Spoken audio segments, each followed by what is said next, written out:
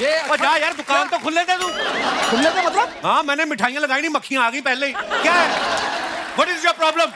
तुम्हारा प्रॉब्लम क्या है? की गल है तेनू? बोल ले पहले, सब कुछ तू ही बोल ले। क्या है बताओ? ये अच्छा नहीं हो रहा। क्या? मैं तो पहले कह रहा था नहीं अच्छा हो रहा तेरे से, तू क्यों आता बार बार?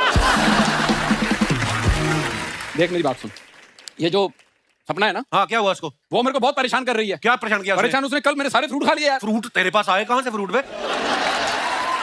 ये उस दिन डॉक्टर के पास गया, बीमार था। डॉक्टर कहता है सेब लिख दिया उसने, कहता रोज सेब खाया करो। कहता कोई ऐसा डॉक्टर बताओ जो बेर लिख दे, सेब नहीं खाए जाते। कहते सेब खाने के पैसे होते तो मैं बीमार होता। ये ऐसी तो हरकतें करता है। अर्चना जी ये डॉक्टर के पास गया, हाँ। तो इनको देख के बोले कि आप जैक फ्रूट खाया करो। Jack fruit? कहता नहीं नहीं, मैं तो ठाकुर का खा सकता हूँ, जैक तो मेरा दोस्त ही नहीं है।